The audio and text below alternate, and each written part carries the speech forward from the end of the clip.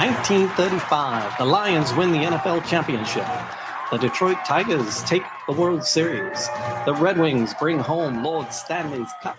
Joe Louis begins his rise to world domination. This transforms the Motor City into Detroit, City of Champions. Oh, crack of the bat. We are in the midst of baseball again. We are enjoying baseball. We're wagering on baseball. We are setting our sights on baseball, past, present, and future. Celebrating 1935. Just a magnificent year. I can't tell you how many times I've shared this story in the last 3 months. It is Detroit City of Champions, the podcast. I'm Jamie Flanagan. Charles Avison. Charles, Hold on a second. Did you say we're betting on baseball? Well, yeah, I'm betting the collective. But you're in the same page because if I win my bet, it's going to spill over to everyone around. I've been betting on you for the last 4 years. Yes, you have been. Yeah, so when I come up, everybody's coming up. Everybody I know is coming up. That's where we're at. Oakland A's, just to put it on record, Oakland A's to win the division this year. If you want a solid long shot bet, I know it seems really long of a long shot, but the A's I think are gonna have a chance to do something miraculous. Yeah. Let's just say it like that. Yeah. And all right, so it's been said. It's on record. Today it's August 1st right now. You put a bet in on the A's at the start of the season, though. Yes, I had a bet on the A's at the beginning of the year. I had a bet on the A's last year too. And you just doubled down. I had a bet on the record on the team last year too, and I mentioned on the podcast last year. I had a bet on the A's last year. The problem was, are you like that guy with the Lions and the Super Bowl tattoo he updates every year? No, not quite. No, but the thing is that everybody knows I've been talking about this new discovery I have with baseball analytics. Yeah. And the Oakland A's, I put the money on last year. They ended up having an absolutely horrendous record last year, but it doesn't diminish what what I see in that team.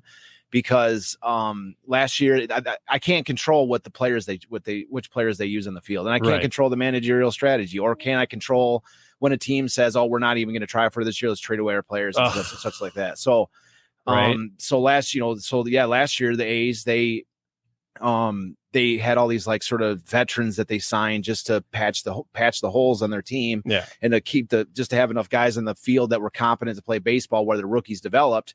And the rookies that I saw, the young guys I saw, had never really got a chance to play the whole full year this year. So this year they are, and this year now they are starting to come of age, and they're all starting to get used to playing in the major leagues, and they're starting to they're going to become right now they're the best kept secret, but I think that they're going to be by the end of the year the team that is going to be like the Cinderella story of the entire season. So that's a little bit of baseball present and baseball future. Mm-hmm. That it's just interesting. I mentioned I went. You said, "What did I do for my birthday?" I enjoyed a day at the ballpark. Sunday with my lovely bride. Yeah. Colleen and I went out to the ballpark. It was funny because we were supposed to go to like a lunch, right? And my stepson Colin was going to come and his girlfriend, and she ended up having other plans, so it was going to be 3 of us.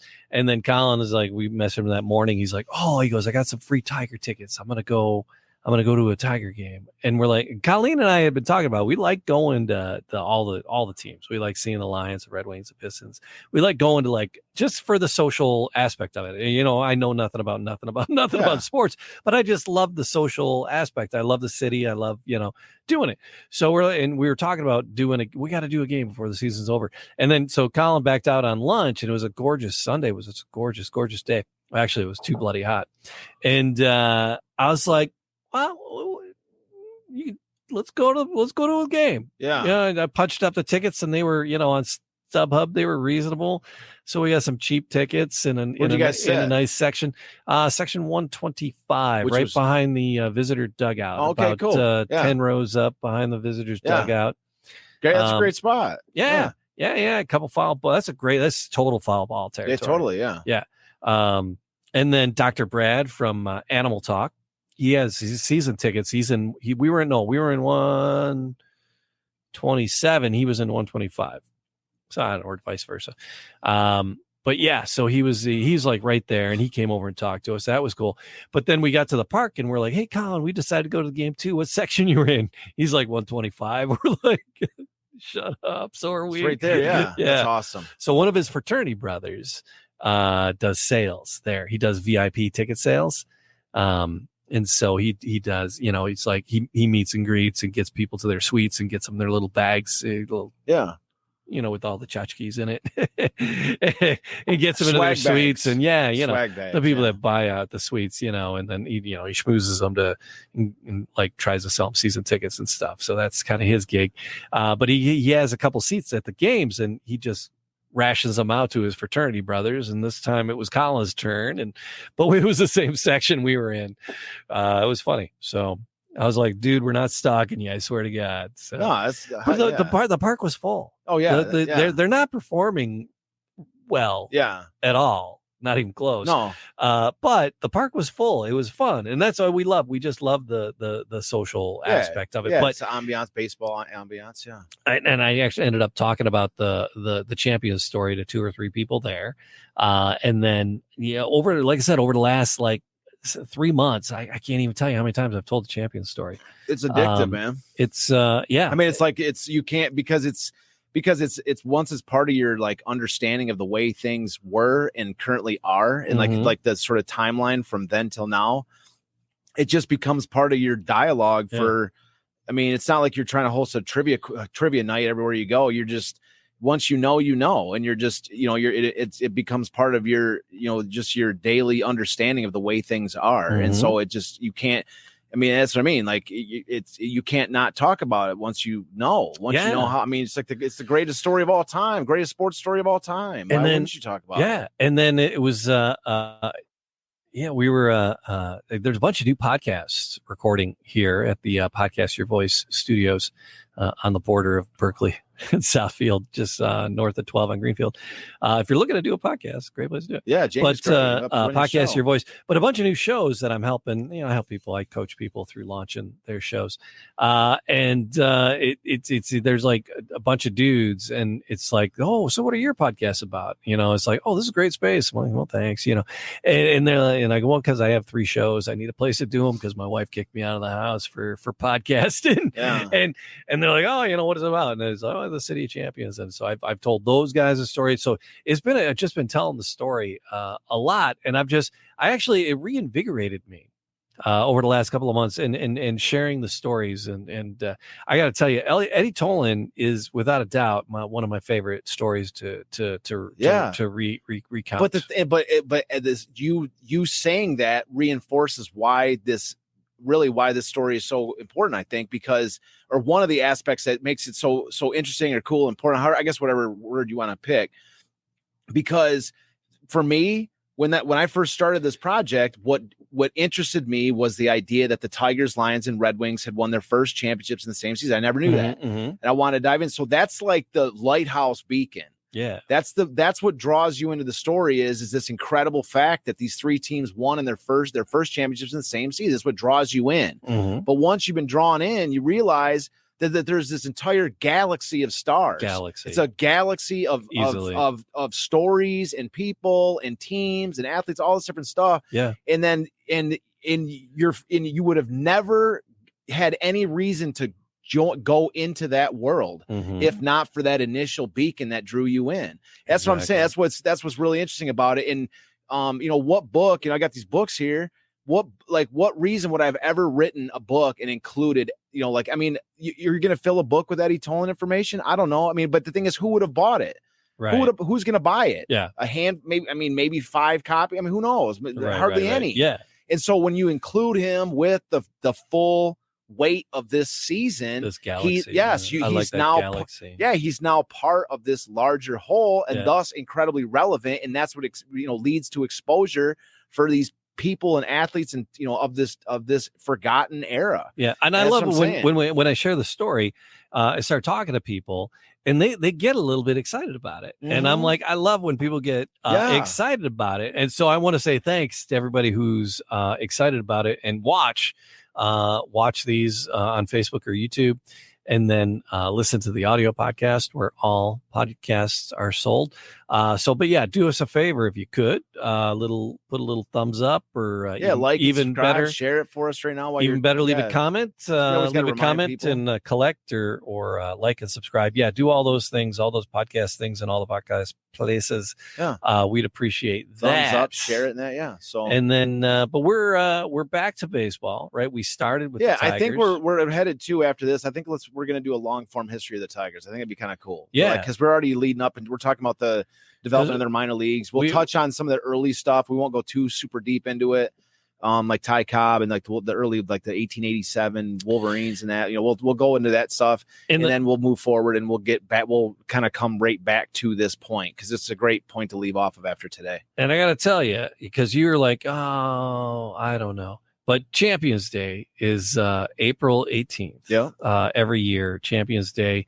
It was designated in 1936 after the magnificent year. The magnificent 9 months of these championships with a big celebration and a plaque signed by all 48 governors at the time and the president. And this big president of Champions Day, it kind of faded a bit. And Mayor Bing, love that guy, he brought it back. Yeah. So April 18th. And coming up the next April 18th in 2025 here, is going to be the 90th anniversary, right? It's going to be you did the math on it. I don't know. Years, yeah, you did the math on it, Jamie. 35 to 25. So it's 90. It makes, you're right. And so I thought, and I was saying it'd be really cool to get the Stanley Cup here. And you and I argue about We've had an argument. And you're like, it's not our cup. Yeah. But the names are on the cup. So anyway, the ball's in motion. Right. Requests are being made because I want to get all the trophies. Right. I want to get that. Well, they have the Teddy Oak Trophy in the Lions archives. The Lions, which is the Lions trophy from the time. The Lion. Yeah. I want to get the Lions trophy. That alone. I want to get all of them. Right.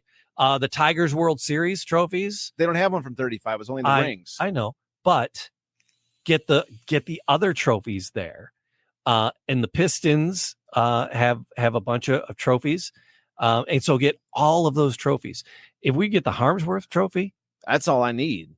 I don't even need the other ones. There's a replica. I'm pretty sure I think it's at in Belle Isle. Not Belle Isle. I believe it's at the Grosse Pointe Yacht Club. At the Grosse Pointe Yacht Club? I think so, yeah. A replica of the Harmsworth? I think so, yeah. If we can, I know there's a replica in the city. I would come out just for that. So just for that. I want to get all these trophies in one room. The Pistons are in. So I got a yes from the Pistons. Yeah, the Pistons are in. Nice. So the Pistons said, we'll bring them because the trophies, they've been in the museum, the Pistons trophies, because they had the Pistons are celebrating this year as the Pistons City of Champions year. That's their marketing pitch for the year. And so there was the Detroit Historical Museum where we normally host the Champions Day celebration. They have a special a new champions, City of Champions display. We ought to see if we should do it at the Grosse Pointe Yacht Club. Talk to them. Yeah. They have a bowling alley, man. They're a sporting club. They might be interested in doing it. But here's the thing. So the trophies have been there since January, and the actually it just ended. The display just ended, and the trophies are leaving now. But we're talking to the trophy lady, and she's like, "Oh yeah, we'll bring them back for that for sure. Cool. That would be great." Heck yeah. So the Pistons, she goes, as long as they're not committed for something else. So let's work the dates and find the date because we don't have a day because Champions Day falls on April 18th is Good Friday in 2025, okay. And so it's like. A couple of the curators at the museum are like, well, let's open it up. People are off of work, and then Tracy, the leader of it, she's kind of religious. And she's like, well, I'm not going to be there. And I'm like, I'm usually like, down. I don't know if Good Friday, if you're not allowed to do anything, it's not like it's like the Sabbath or anything. I don't think I'm Catholic myself, but I don't think you're not supposed to do anything. You're not supposed to do anything on Good Friday. Nothing. No. Between 12 and 3 or nada. Oh, really? Okay. No TV, no radio. It's been a long time eating, since I've actually looked at the rules, I guess. Yeah. Really? So okay. After 3 o'clock, but I mean it's a daytime. But anyway, but that Saturday might be, the 19th, might be a good day because people have it's a holiday weekend, they might have time. I don't know. So, but they're not locked into a date or the weekend before, the weekend after, but somewhere around there, my goal is to get all of those trophies in one room at one time. Well, you've been on this thing, man, so I wouldn't put it past you, Jamie. You're hammering. I got a connection up at the Hockey Hall of Fame, and from what I understand, though, they take the cup. They'll take like some of the older bands off because it would just be too massive, too big. right? So they take some of the older bands off, or some of the bands off. I don't know, older or whatever. They take some of the bands off and they flatten them out, and they're on display there with the cup. So as the bands go around, so as the years go on. So if that's the case, it's like if we get the 35 band, the band with the 35 on it. No, that band's on the original cup. Okay. It's on the original cup. Yeah, the one, because there's an original. The original cup is just the bowl. Yeah. That's the thing. The original cup was just a bowl. It was a silver bowl.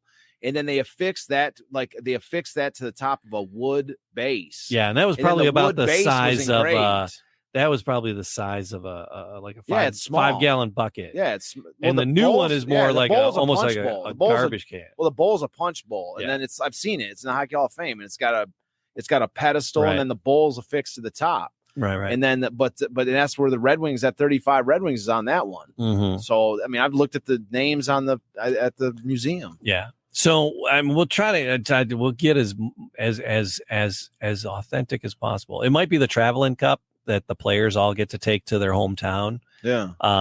That, still be cool as hell. So whatever one we get, and then, all the World Series trophies, try to get a 35 ring in there. Yeah. And then the Pistons trophies, and then any Lions trophies. I don't know, because it was Teddy Oak trophy is the one you want from that. They got in the Lions archives. What do they do with it? They never bring that out. I know.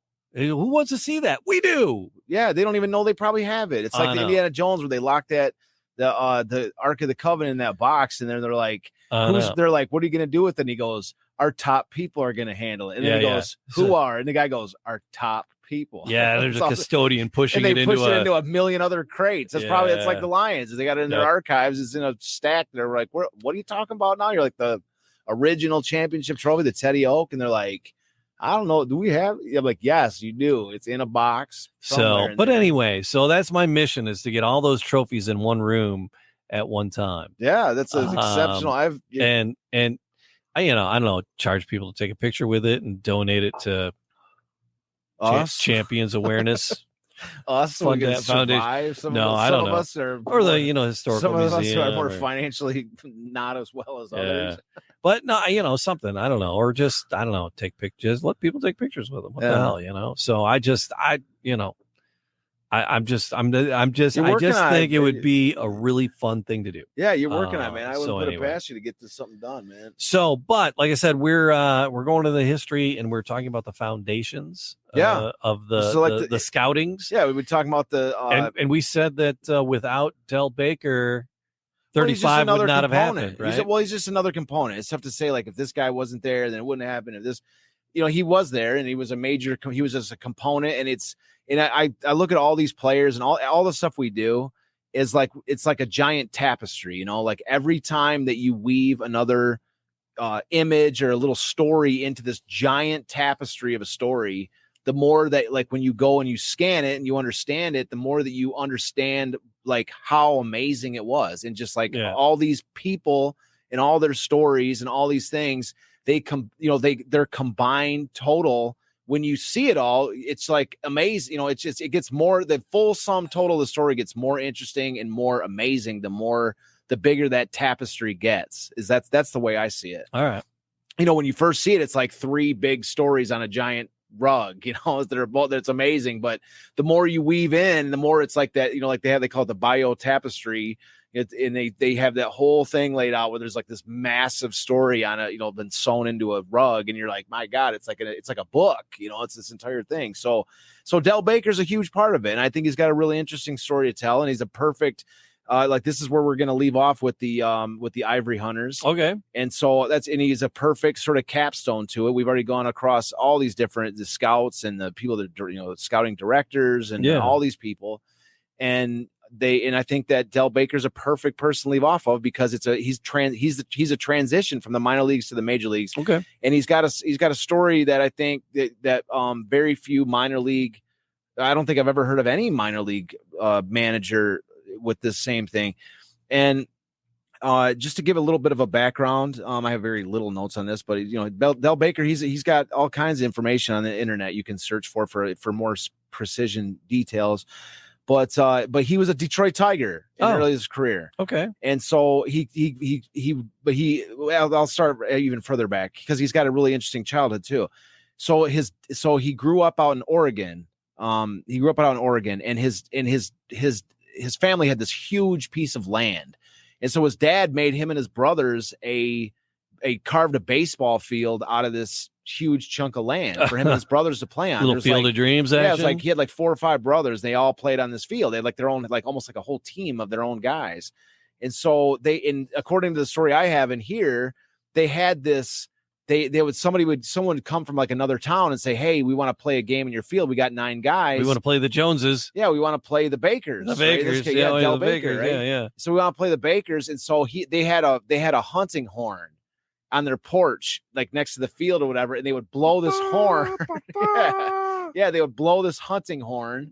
Game on. And it meant game on. So all their people that were normally, they would suit up, because they didn't have a full team, but the guys that would also come and join them to play on that field would come running to come play a game of baseball. And they would have this, that the other team was already on their way or whatever. That's wild. And so that's how they had like their own sandlot basically. And they, and then he would play for other little teams nearby or whatever. And somehow or another, his name started to get out there a little bit. And eventually, like, he played a little bit in the minor leagues. And then he got signed by the Tigers. And he played for the Tigers for 3 years. He was a backup catcher to their is a name that we're going to mention. And when we start doing the long form history of the Tigers, they had a catcher named Oscar Stanage. And Del Baker was a backup to him. Okay. And so he was a Tiger backup catcher. So he played with Ty Cobb, 1914, 1915, 1916. Del Baker, he was on the same team as Ty Cobb. And so obviously that's where his initial roots were with the Detroit Tigers was as his catcher. And so he obviously made enough of an impression that when the time came for his, he went back to the minors. I think he kind of surfed around different teams and different organizations for a little while. But eventually when it was just, he became a manager, and it was with the Tigers that he returned, and he, as a minor league, especially as this farm system was, being developed, he was their guy in Beaumont. Mm-hmm. He was there in Beaumont, of course, like as we said sort of on the last show, you had Bob Coleman, and you did not have, again, we didn't have single A, double A, triple A. Right. They had Class A, Class B, and Class C. And so, and it's actually in reverse order. So it actually ascended to Class A. So Class A was like one step away from the majors. B was down, was the next step, and C was the lowest. Yeah. And so to show you the regard that the Tigers had for him as far as his intelligence mm-hmm. and his capability as like, developing young players and all this, the Tigers had him as their Class A manager at Beaumont, Texas, which was their top team. And they had Bob Coleman as their Class B manager. And so I guess we're going to begin with really the first major aspect of his time in Beaumont, which was the 1932 Beaumont Exporters. That was the name of the Tigers Class A team. And so when you're looking at the Tigers, when you're looking at the ascendancy of the Tigers, in 1934. The story that I tell, and the story that's told in the books, and the story that is like the most sort of, which is the story, right? Yeah. Is that Mickey Cochran arrives with the Tigers in late 1933. Yeah.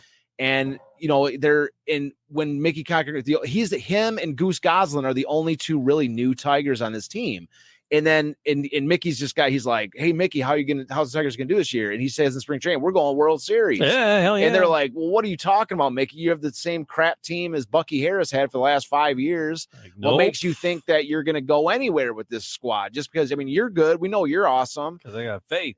Exactly, his faith in this. But here's the thing: there was a little bit more to it than that. If you plumb down a little deeper, that's where it comes up with the 1932 Beaumont Exporters, because the 1932 Beaumont Exporters were an absolutely special group of players. Yeah. And we have a team photo here. This is a team photo of the 1930. This is one of my favorite images. I have this hanging on my wall at home. I literally took this picture with my cell phone off of the wall. This picture I have at home. Yeah.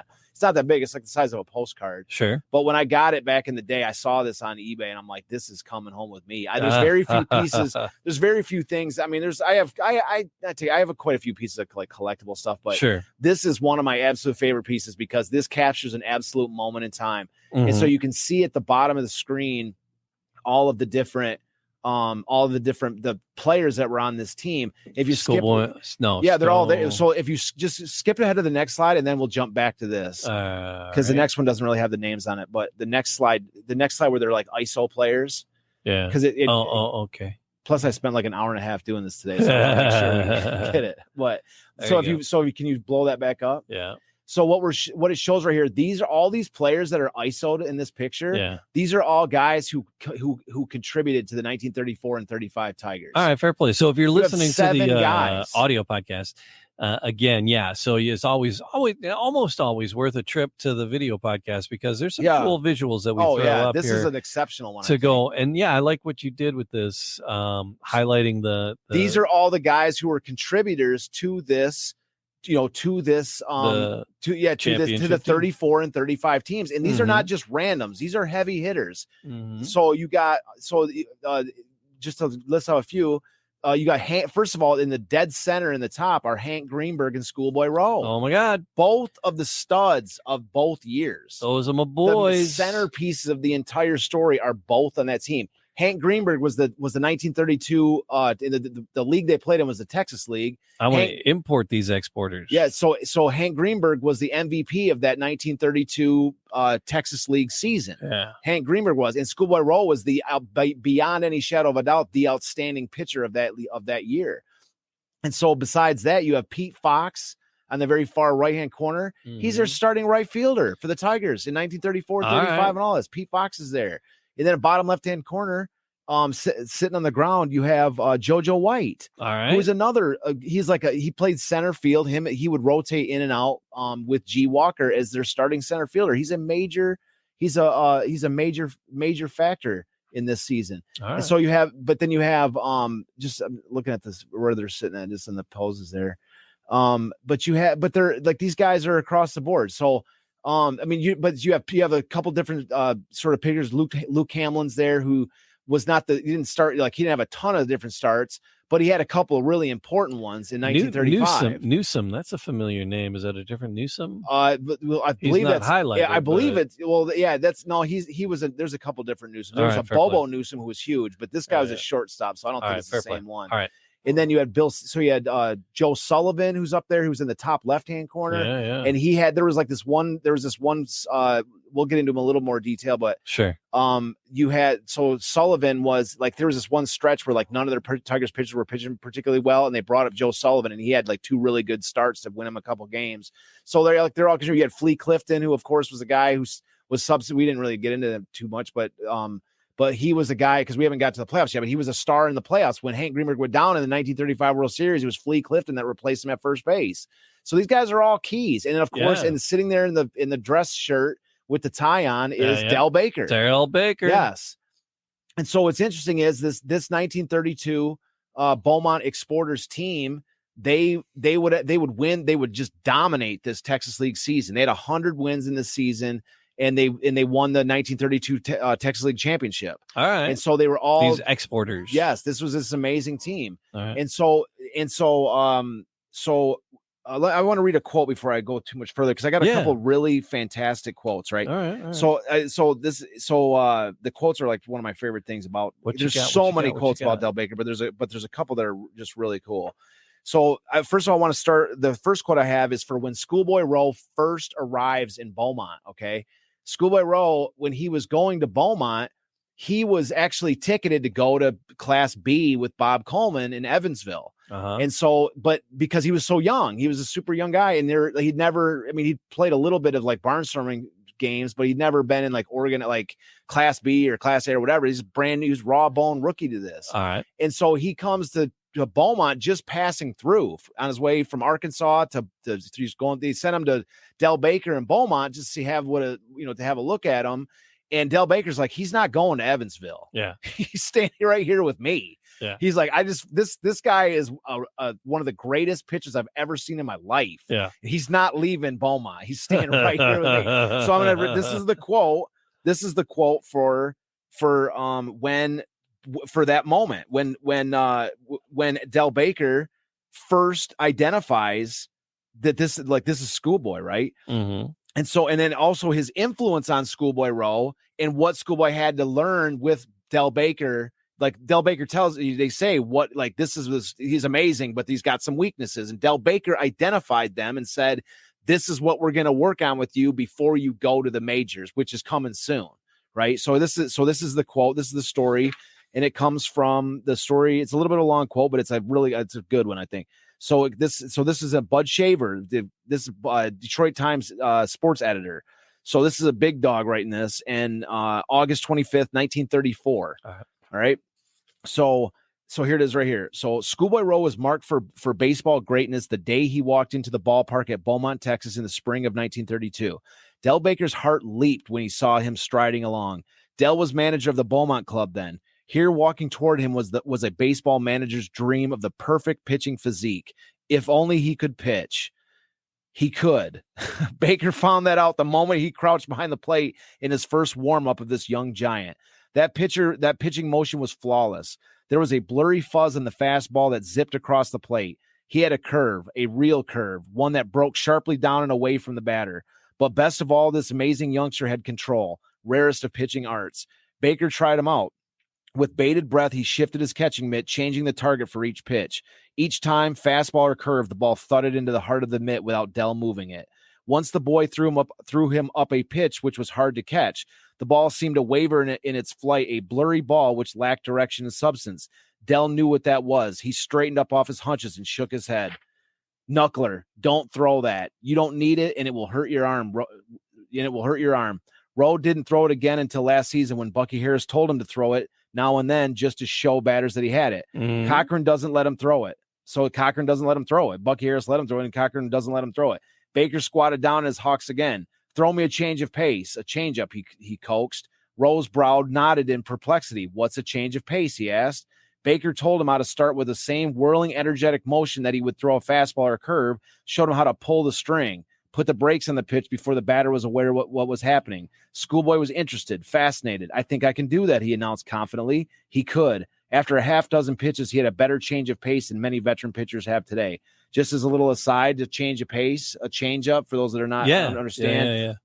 So a change-up is when you use this, you're throwing a fastball, and what you do is you're able to basically use a couple extra fingers on the ball. It's the easiest way to do it, or use more drag on the ball. So when you throw it, the ball goes slow. It looks like a fastball, but you've taken like 5 to 10 miles an hour off of the pitch. Oh, okay. So it's like a slow ball basically. All right. So you have a great fastball in the pit, and the batter's, just trying to time your fastball. Sure. And suddenly the ball comes in way slower. And so usually what you see is batters that swing like in front of the baseball because they make crap contact with it because they're expecting a pitch that of a different velocity. So that's what he's trying to teach Schoolie here. So that was the spring of 1932, my friends, 2 short years ago. Today, Schoolboy has the best change of pace in baseball. That is what has made him Rowe, the Magnificent. A 22-year-old pitcher already on his way to enduring greatness, perhaps to become the greatest pitcher the game has ever before laid. The game has known before he lays his glove. Baker thinks that barring accidents, he can't miss. He thought so then when he finished his first warm-up with the boy who had never pitched a professional game in his life. Del knew that he was looking at the best pitching prospect of his career. That is why Baker did a couple things which were incomprehensible to his associates at the time. Del was nursing that gleam of hope in secret. Ball players, especially managers in the minor leagues, are jealous of their judgment. Del did not want to crow about this find and then have to eat his words. Besides, Rowe was not sent to him as a player. Rowe was on the list for Evansville Club, not Beaumont. Eddie Goosetree, who also had a vision of greatness when he signed the Rawbone high school boy on the back of a fire truck, ordained him for Evansville in the 3I League. Rowe was sent to Baker at Beaumont because he was handy and because Baker was the best man to give this untrained kid some pointers before he made his professional debut. Baker had another idea after he caught Rowe the first time. Kid, he told Rowe earnestly, when you want to throw, come to me. I'll always have time to work you out. I don't want anyone else catching you. In that way, Baker could personally supervise the unfolding of this pitching genius, guard against him overworking. Schoolboy wanted to throw most of the time, and it wasn't good for him. His young strength was unplumbed. Schoolboy didn't know the limits of it. Then Baker went to Jack Zellers, Tiger coach, who was the overseer of the young sprouts of the Tiger farms of the West. Evansville is not going to get this kid Rowe, announced Baker. He's going to stay right here in Beaumont and pitch for me. He's not ready for a Class B league. He's not ready for a Class A league, objected Zellers. This kid is right out of high school. He's never pitched a professional game in his life. He's ready for Class A, and he won't be here for long, retorted Baker. Leave him here with me. So he was like, so Del Baker was like, this is my fine now. Yeah. You guys sign him, which is awesome. Well done. Yeah. But from here on out, leave him with me. Like, he's like, I'm going to work this kid. That's I'm going to get him magic in a minute. I'm going to turn this kid. So this is that's right there. Del Baker was the guy that supervised the development of Schoolboy Rowe. Yeah. You see what I'm saying? That I would count that right there as a very important contribution to the Detroit Tigers in 1934-35. Serious cog in the wheel of the party train that moved on in. Yes. So it's a huge contribution just right there. Yeah. So anyway, so now I want to zip ahead. There's one more quote I want to read. There's actually one more after this, but there's a good one right here that, because we're going to move on from Beaumont here shortly. But I've got this fantastic quote, which is actually by Hank Greenberg. And Hank Greenberg, this is a story from his book, it's an excerpt from Hank Greenberg, The Story of My Life. And this is a story about what it was like in Beaumont. Yeah. In Beaumont. But these exporters are fun. They're great. They love themselves. They're a group of young sprouts down in Texas who are winning championships and they're coming up together. So I'm saying is this picture right here, and if you're just listening, you're not seeing it. I isolated. There's 7 players on this 1932 Beaumont team, and we listed off already a core group. You had a starting right fielder, a guy who was a platoon center fielder, Hank Greenberg, Schoolboy Rowe. You had all these guys on the same team with a couple other Flea Clifton, of course, he was their utility man through the entire 34 and 35 season. So you had so basically what this says here is it shows that it wasn't just this miraculous turnaround by Mickey Cochran, right? That this was a sustainable development for the Tigers, which was these young players that they had in Beaumont who just won a championship together were all coming to the major leagues together. And this is where we're going to get to here in a second. Right. But I want to talk about the final little excerpt here. I love telling stories. This is relevant here, right? And it's an amazing little story that Hank Greenberg tells, and it's relevant now. And so I want to tell it. So I want to read this quote. So it's not as long as the last one, but it's a decent length here. So this is Hank Greenberg's own story. Beaumont was hot as blazes, and we only played day games there. It is to make matters worse. Someone came up with the idea of having red uniforms. So we sweated in these heavy, coarse horse blankets for uniforms while playing in temperatures of 100 degrees. But the joy of playing and feeling that we were getting a little closer to the major leagues was uppermost in our minds. We were a young group. Notice that we were a young group. They were a group of players coming up together. There was this group of winners and legends in their own time that were dominant, grinding it out. Yeah, dominant guys who knew that they were headed to the majors, and this was just a stopping ground. The penance we got to do to get there. Yes, but they knew that they were headed. They knew they were good. Yeah, and they knew they won this championship. They're like, we were a young group. He's talking about them as this group. So when this is what it's showing is that it was a surprise to everybody else. But with this young group merged with this legendary catcher of Mickey Cochran, who knew how to take these guys, plus a couple other guys they had there, Charlie Gehringer, who was already there, already a legend in his own time, superstar. But that's why it appeared so abrupt. That's why it appeared so out of nowhere. But the reality was, it was a fusing of this amazing 1932 talented group of young minor leaguers with the Mickey Cochran and Charlie Gehringer and a couple other guys already there, like Tommy Bridges, who was going to come into his own. It was the merging of all of this together which did this. It wasn't just out of nowhere. It wasn't just like me. Mickey Cochran, I think, saw this. But what I'm saying is this is more to this to that basic premise of a story that was just like a flip that was switched. Suddenly all these guys who were crap one year suddenly just had the best year of their life. Yeah. And then it was all over after that. No, this was an organization that was on the rise. And that's, it leads credence to why Frank Navel was like, everybody's like, Frank, you just had a heart attack. You're like, the team stinks. Your attendance is terrible. You need to sell the team. He's like, I'm going all in on Mickey Cochran because I just need one piece to bring it all together, right? Yeah, they're like, what are you seeing, Frank? He's like, Frank Namen's got to be like, my Beaumont team just won the championship with this dominant group of players. Right. If they can somehow I do got it, 7 of those cats up they're here. up here. Ready to swing. If I can get a veteran up here to bring this group of guys together with some of the other stars. We got Charlie Gehringer at second base, the best second baseman all of baseball. And then we already got another couple pieces like Tommy Bridges and this and that. If we can get somebody to bring it together for me, then that's all I need. And that's what I'm saying is it lends credence to what Frank Navin and probably Frank Navin alone. I mean, of course his right-hand man knew this, but all the other people on the outside are going, Frank, you just had a heart attack. You had the worst record in, like one of the worst teams in baseball. Your attendance is awful, all this. But Frank's like, no, man, I'm close. I'm so close. We're about to build something here. And there's this evidence of what his mentality was. We got this group of awesome youngsters, right? Yeah. So anyways, to continue on. But the joy of playing and feeling that we were getting a little closer to the major leagues was uppermost in our minds. We were a young group. We had only one or two older fellows to give us a little balance, and most of us were prospects and players assigned by the Detroit organization, and we're looking forward to climbing up the ladder and making the major league club. They were like, we're going to the majors. Yeah, that was their mind. The Texas League had 8 teams: Dallas, Fort Worth, Houston, Tyler, Longview, Shreveport, Galveston, and Beaumont. Dallas was the only one you could really call a city. Houston wasn't much, and Fort Worth was just a cow town. But some of the smaller towns struck it rich with oil, and at times the big money literally flowed onto the field.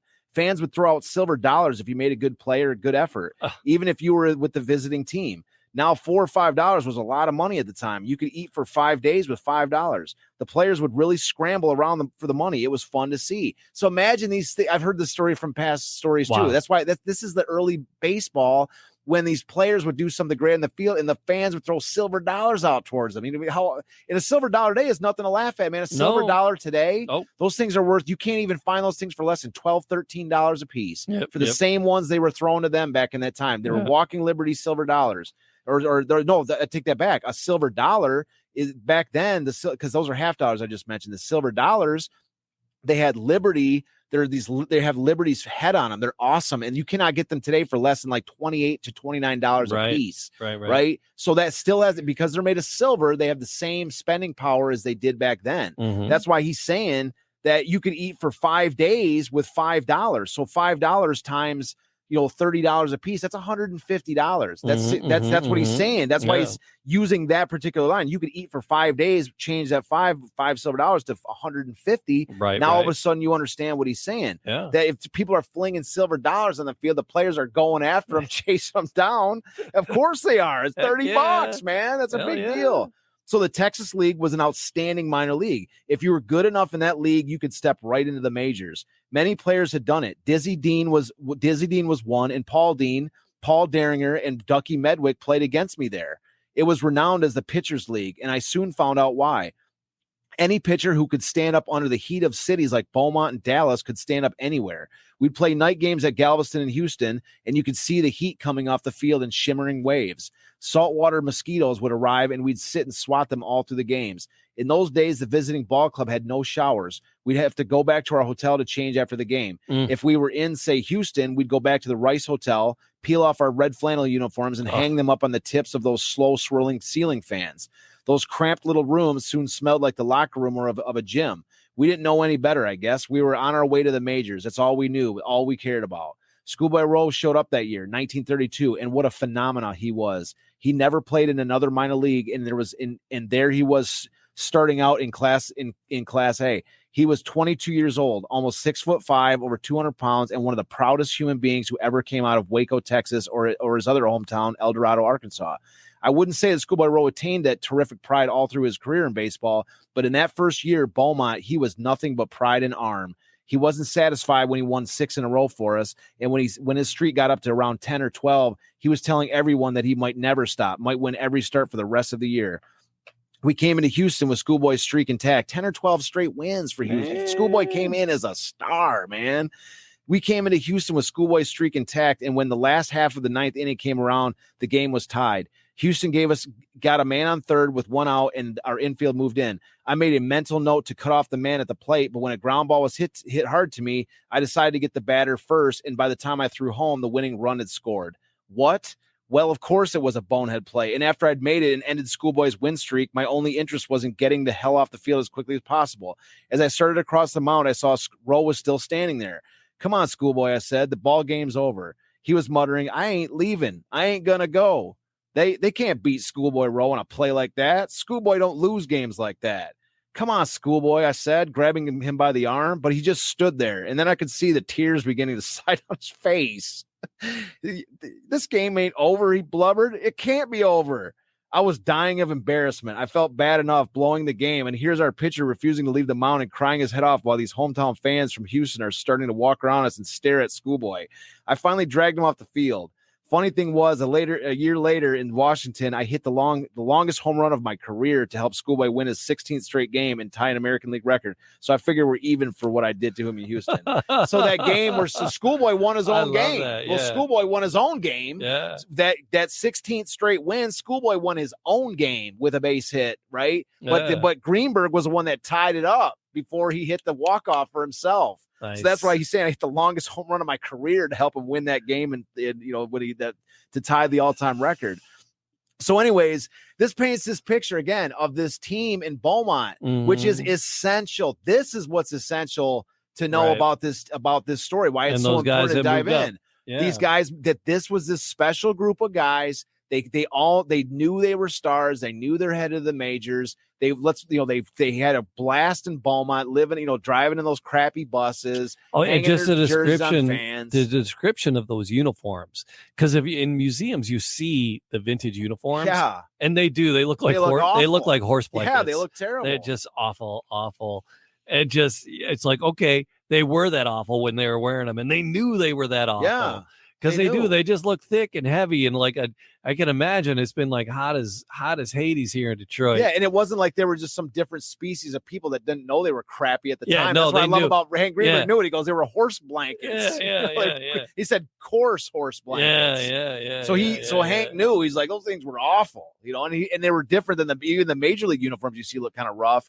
But he's comparing them like he didn't mention they were like that my whole career. No, he was specifically referring to those ones they had in Beaumont. Going, those things were horse blankets, man. So Dell was out there coordinating things. Yeah. So Dell won a championship with this team, right? For Belmont. Yes. And then where did he go? This is where this is an interesting part of the story with Del Baker. So 1930. So we talked. He moved up with these guys. Yeah. So we talked about in the last show how Bob Coleman. He moved up to the Tigers at the end of 1932 because the Evansville team had folded, right? Yeah.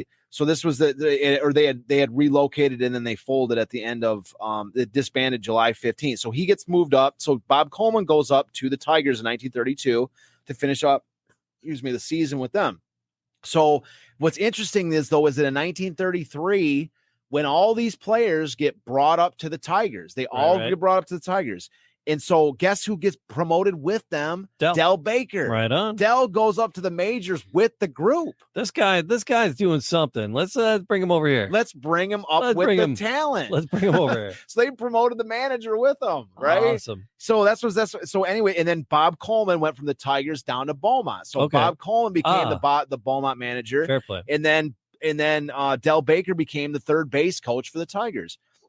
And so he got promoted with all these guys. So, we'll talk a little more about the individual details of players, but the basic concept is that, the thing to sort of know is that these guys, this is their first year in the major leagues in 1933, right? So the season that is like Frank Navin's nightmare, right? They're terrible. Bucky Harris is this player. He's a former third baseman named Bucky Harris.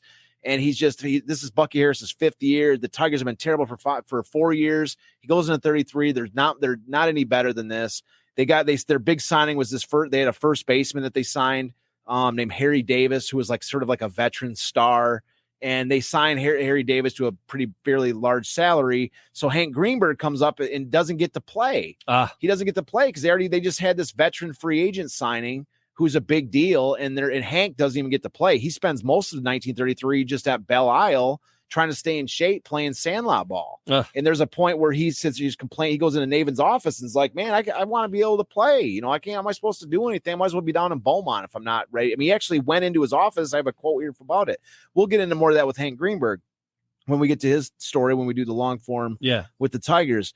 But what's interesting to know is the contra is that Hank Greenberg Hank Greenberg had a major deficiency in his game. Yeah. He could hit, and like when he hit the ball, it stayed gone. Like, I mean, Hank Greenberg could hit some tape measure shots, but Hank Greenberg's major problem was his defense. Oh, he was absolutely awful at defense. His defense was terrible.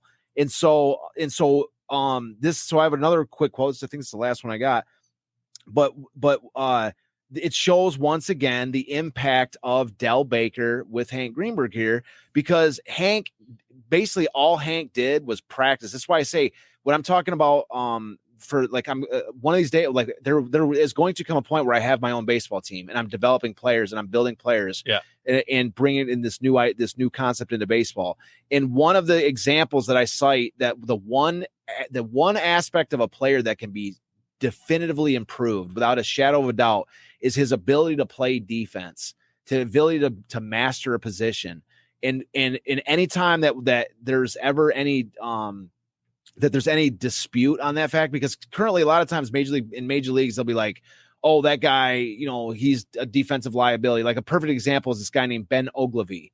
Ben Ogilvy was a player. He actually was on the Tigers. He got drafted by the Red Sox, played with the Tigers, and he ended up, he finally didn't settle into any team until he got to the Brewers.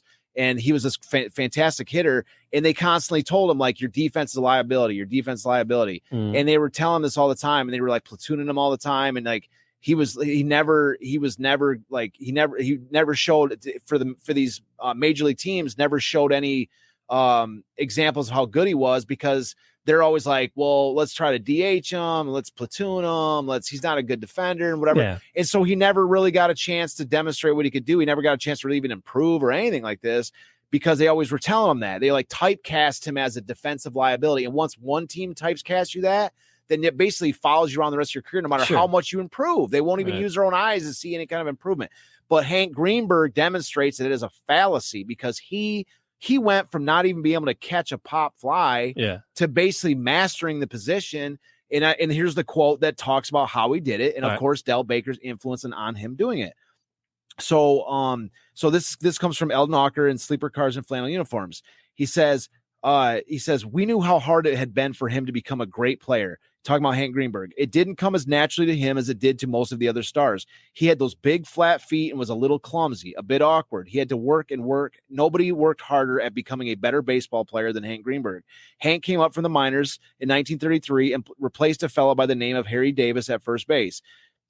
It says Hank was the most valuable player in the Texas League in 1932, but I assure you that it wasn't because of anything he did on the field. Meaning on defense. He couldn't catch a pop fly when he first came up with the Tigers. Every time he would try to catch a pop fly, he would throw his head back. Those pop flies gave him fits. Del Baker was the manager of Beaumont when Hank led that team to the Texas League title, and he later came to the Tigers as a coach. Hank went to the ballpark at 9 o'clock every morning, and Baker hit him pop flies with a fungo bat. I bet Baker hit Hank Greenberg 1 million pop flies. Hank was determined to perfect the art of catching a pop fly, and he worked so hard that he got to the point where he could catch those things in his jock strap. Hank made himself into probably the best first baseman in the league. He was a big target, so tall with such long arms. I still have one of those big, long mitts he made for himself. So he had these custom big mitts. Oh, wow. But it says right there, another aspect, Hank, he built himself into the best the fielding defensive first baseman in the league. Yeah. Like, and he went from not even being able to catch a pop fly. Right. And Del Baker was there. He said I bet he hit him 1 million pop flies.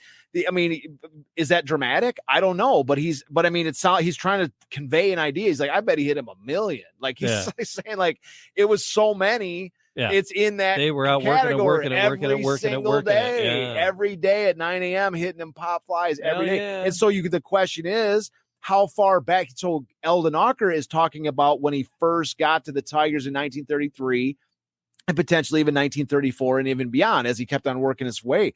But how far did that go back with Del Baker with Beaumont?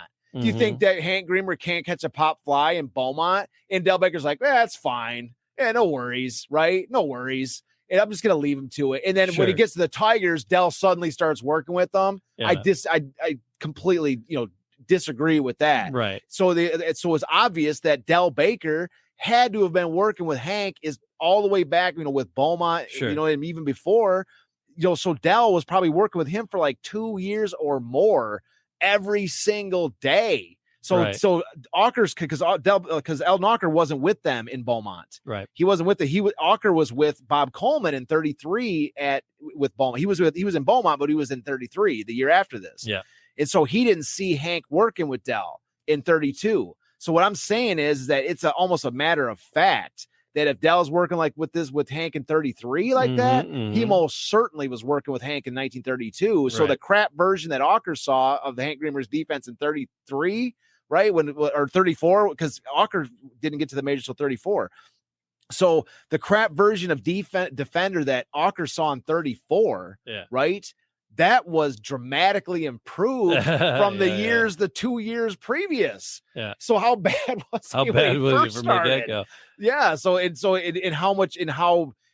Del Baker was there to hit those, to be training Schoolboy Rowe and to be developing Hank's defense, two majorly important aspects. Those are the two biggest stars besides Mickey Cochran. Those are the two biggest stars of the Tigers in 34 and 35.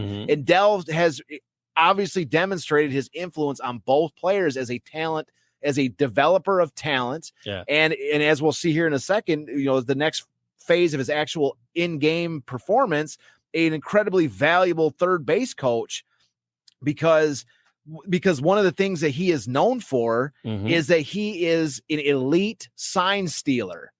Del Baker standing at third base and he's reading pitchers and tipping off his hitters to what the pitchers are going to throw. And he's it was so well known that that there was a pitcher that made a comment because Hank Greenberg was holding out for a bigger contract. I think it was 1936. And when they were, there was a newspaper reporter who got a quote. He got a quote from I think it was a Yankee pitcher. And he said, well, if Hank Greenberg is getting a raise for his new contract, they should give Del Baker one too, because he's the one helping Hank out, tipping him all these pitches, and Hank's smoking balls, and Del Baker, is feeding them pitches, and Hank doesn't need much help, but if he gets a little help, it's superstar level. Yeah. So it was actually one of the after the Tigers won the World Series, it was an open conversation. And it would be a few years, but Hank Greenberg would eventually shoot it down because the talk was growing. It's like anything does, how it escalates. And they're like, there was rumors of people saying, well, the only reason Hank Greenberg is good is because Del Baker is doing that. And Hank's like, hold on a second, let's nip this in the bud. He actually had to address it and say, he gave me a few pitches, sure, but it wasn't like, I mean, he wasn't there for every single step my entire career. Like I was hitting before I knew Del Baker, I was hitting after him and stuff. So but anyways, it was that much of a thing that there's another team's pitcher commenting on it. People noticed. And so imagine now just to take that well-known fact now, this concept factor this into Del Baker's story. So what you have, we can show there's Del at third, but check out this magic eye we got. Oh, I like this. Del Baker had a magic eye, man. Like, look at that's out of a Rotogravure newspaper. They took a magic eye photo of Del Baker at third base. Calling the different things. Yeah, at third, right? And so he had it. So he was important enough that they got him in a magic eye photo. So anyways, I was so happy when I first saw that. I was like, I can't believe they have a magic eye of their third base coach. Yes. Yeah. But it shows you how big of a deal he was, man. He was huge. And so imagine now you're a pitcher on another team.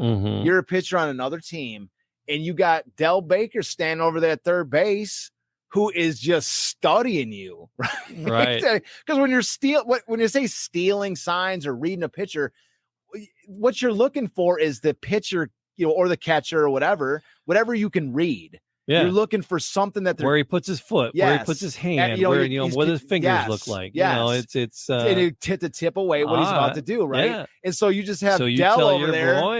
So even if he's not reading anything, you look over to third base and you see Del just staring at you. He's just like, what? I don't see anything. You're fine. I don't see anything. Throw that. No, ball. Throw the ball. Throw that. Yeah. Give it your best shot. So what I'm saying is that is a weapon. Yeah. When every single team you face has got their pitcher is looking over at third and they see in your guy going, damn it. Come on, Hank, you can do it. You got this, hit this guy. That's a deke. That's a deke you can pull out of your bag too and be hey, Hank, hey, Hank. And you're like doing some hand signal. You might not even know the pitcher's sign, but you're psyching them out. Yes, exactly. That's what I'm saying. That's a weapon. That is a factor in these games. And so, gotta get in their noodle with that. And so that's Dell. So this is this guy, man. Dell. So we love Dell. So this is the role. This is the aspect of Dell Baker. And like I say, so at the end of 1933, when Dell first comes up with the Tigers, so he's Bucky Harris's third base coach.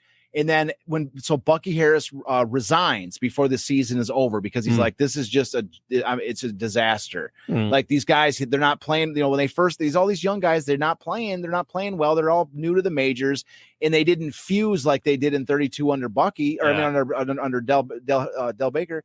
And so, Hank's not even playing. How are they supposed to come together? Like their guys aren't even playing. Schoolboy is, pitching in like pitching in small starts or whatever. They didn't have that same moxie that they did when they came up through Beaumont. And so that's why when Frank Navin is watching this happen going, this is my super squad, my super kids coming up and they're not doing the damage I thought they're going to do. Right. We need something to bring it together. Right.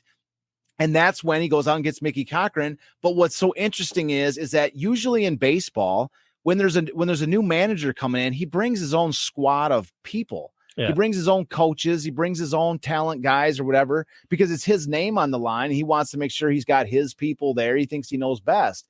But in this case, Dell, who was there, Dell finishes up the year as the manager of the Tigers because Bucky Harris had resigned. So Dell, so 1933 was the first. This was the first year that Dell Baker was an actual manager of a major league team, and he finished off the year 1933 as the manager. Now, when Mickey comes on as the player manager, what's interesting is that you would think that there'd be this like power, like you're coming in as a new manager of the team, and the most recent manager of the team. You'd think that it's like, okay, you go away, go back to the minors or go anywhere but here because this is my team now. I'm the manager. But that's not what happened. Mickey kept him on as the third base coach, recognizing his value to the team, potentially recognizing the idea that, and I think there's an article that speaks to this concept that Dell was the guy that could help Mickey extract the best out of these young players. Well, because when you're a player manager, you got to play. Mm-hmm. You got to have your head in the game. So you need having a guy like Dell on the side, absolutely. Yeah. So there's a bunch of factors that comes in with that, and especially I think is a big one is that it wasn't just Mickey that maximized the value of these players. That you have 1934 is the first year that Hank Greenberg is a full-time player. It's the first year that these youngsters are going out there as a group and knowing that they're all starters, that Schoolboy is an anchor in the rotation now, that these guys are all so it was basically Beaumont. That Beaumont team is now fusing with one of the greatest catchers who's ever played the game, in a veteran outfielder like Schoolboy or like Goose Goslin, and with Tommy Bridges, who's already there, and with the greatest second baseman of his era, Charlie Gehringer. They're fusing with that talent. It was Mickey that brought this group together. Yeah. So with the story of Dell Baker, with the story of this Beaumont team from 1932, I think it paints a far better. And you see what this 1934-35 Tiger team was far better when this is factored into the story than just Mickey Cochran got there and like, oh my God, Mickey changed everything. It was so great. You see that their pieces were there, that Mickey was the person that fused them together, the veterans with this exceptional group of young players. It was Mickey that brought it all together. And so it's not to take anything, it's not to say, well, now the full thing. It wasn't just Mickey that just snapped his fingers and made it happen. The pieces were there, but it shows the magic of Mickey, and I think even better because it says he sees these guys. And so when Mickey made his statement in spring training in 1934, and he goes, we're going to the World Series. It wasn't just the rantings of a madman that was just so confident in his own ability. That's not it. No. He saw that he had the pieces. He saw that he had this exceptional team, this group of guys that if he could bring them together, they had just as good of a chance as anybody. And that's what his strategy was in 34 and of course in 35 was to fuse this outstanding group of young players together with these core guys. And that's why, because he recognized that, it makes absolutely every sense in the world why you would want Del Baker to stay and not say, you know what, this is a power struggle. My team, I don't want you out of here. He's like, I want you here to help, to take grounders from Hank, to take pop flies from Hank. You maximize their talent in Beaumont in 1932, and I want you here to maximize their talent with me in 34. That's how it was. And so that's what I'm saying. It's like, so yeah, to try to tell the story separate of Del Baker, I think is to certainly not understand the full picture of what this Tiger team was in 1934. Del Baker, it's an important cog in the machine. Another part of the tapestry being woven to show this story in its full, in its full glory and its full complexity. So, but for the whole champions story, for the three teams, the Tigers, then the Lions, and then the Red Wings. So really the Tigers blazed the trail. Absolutely. And then the Lions came in support of it because it was like, oh, hey, we could use a football team to sell some. The Lions were the pivot. And then the Red Wings were like, holy crap, we got to perform. They were the biggest beneficiaries. We got to perform, we got to. All eyes were on them because the story was big now. You had Joe Louis, you had the Tigers, you had the Lions who just won their championship, which was like a bonus. And this is now all of a sudden, all eyes are on the Red Wings because the Red Wings moved into first place on the day the Lions won their first championship. Yeah. So now it's like any with a pair of eyes.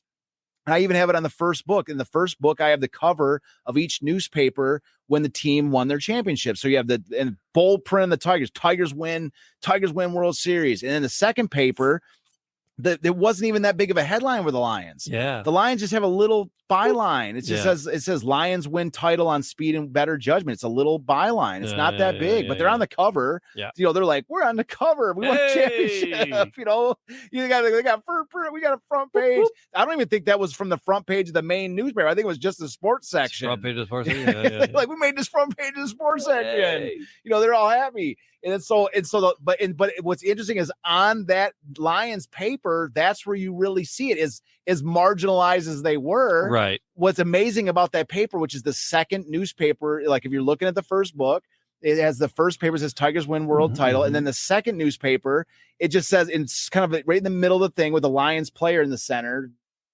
It says Lions win title on speed and better judgment. But if you look below that, there's a picture of Joe Louis, and on that day, December 15th, 1935, the Lions, win the championship. They have a picture of Joe that says Joe Louis wins AP award for most outstanding athlete of the year. Right, and then also on that same page, there's a Red Wings section that says Red Wings move into first place. Okay. And so that day was majorly significant. That's a pivotal day. That's why I call the Lions the pivot. Because anyone with a pair of eyes, they all knew the Tigers won the World Series. Yeah. They all knew Joe was the biggest star in the world. Yeah. And then you have the Lions win. And then with a pair of eyes, you're going, hold on a second. Let me do the math in my hands here. You got Tigers, Joe Louis, Lions win the title, and the Red Wings are in first place. That's what all of a sudden the whole new story was born on that day, which was, can the Red Wings do it too? Yeah. And that's when, so now the whole city's looking at the Red Wings, who are not just pursuing some abstract, Canadian trophy. They're in pursuit of, the larger glory of the city. And that's what brought the Red Wing to the Detroit fans to the Red Wings in droves for the first time ever. And under that spotlight, that they won their first championship with all eyes on them. That's what the spectacular exclamation point of the story. And then, of course, their minor league team won their championship the next day after that. So I just love how all the pieces come together, and no one's investigated this before. No one has ever never pieced this together in this way. I'm glad we're stitching this. I am too. This quilt together. And just a little postscript on Del Baker. Yeah. A couple little interesting little tidbits here. Sort of a postscript on him, because the way that the rest of his career as a manager went, kind of like in 33, where he managed at the end of the year for Bucky Harris. Dell was like sort of a fill-in guy. Right. So like Mickey continued to manage. He continued to but he at one point he had like a nervous breakdown. And then he would like another year he got hit in the head with a pitch, which basically ruined his career. So Dell was always the guy that stepped in as their Tiger manager whenever there was an issue or Mickey went down or whatever it was. Right. And then he became their full-time manager for a few years. He took them to the 1940 World Series. Okay. And then the Tigers lost in 7 games to the Reds. And so, but right before World War II. But he had, I think he had like 5 games with Boston at some point, like later, like in the 1960s or something. But anyways, over the course, he was in baseball as a player or a manager for 50 years. Whoa. Dell was, yes. Okay. And so, but anyways, so in that sort of patchwork managerial career at least with the major leagues, his major league record, I couldn't believe this. I thought this was amazing. His 8-year career as a managerial career with the Tigers. So he managed right around 780 games. So his career record is 417 wins and 355 losses. So his winning percentage was 54%, which in managerial terms is very good. Anything above 500 is really good. Yeah. And so just to put it in comparison, Sparky Anderson, who had a 17-year career as a Tigers manager, obviously, twice as many years as a manager of the Tigers, but his winning percentage was 516. So Del Baker had a higher winning percentage than Sparky Anderson as a manager, like that on-off career with the Tigers. So just to put that in perspective, so this is a guy who, absolutely essential for the 34-35 Tigers. And, you would start off saying, would they have won the year without it? That's a debate that could be had. You could have that debate to say, would the Tigers have been able to win the World Series without Del Baker? Who's to say? But the thing about it is, we never have to ask that question because Dell was there. There it is. Yes. Yep. I love this story. Better all the time, man. Too. All right, more to it. We're gonna deeper dives into the Tigers as we move forward, and deeper dives into more pieces of this story. I think, like I say, we're gonna go into a deep, like a long form version of the Tigers for the beginning of the next show. So, all right, cool. So if you're listening, you want whatever you want to tell me, man. I love the story. Yeah, no, well, we're gonna make you a Tiger expert on Tiger history because Tigers got a fascinating story of their history. We're going to do a long form history, but I don't think we're going to spend like every week. Ty Cobb represents a major component. I don't think we're going to spend all day, like 50, like 6 months talking about Ty Cobb. No, even though he merits that amount of time. But we're going to do we're going to do a nice long stretch of Tiger history. Cool. So I think it'll be kind of a big deal for it. Lots more to come. Like, subscribe, leave a comment, do all those podcast things in all the podcast places. Please.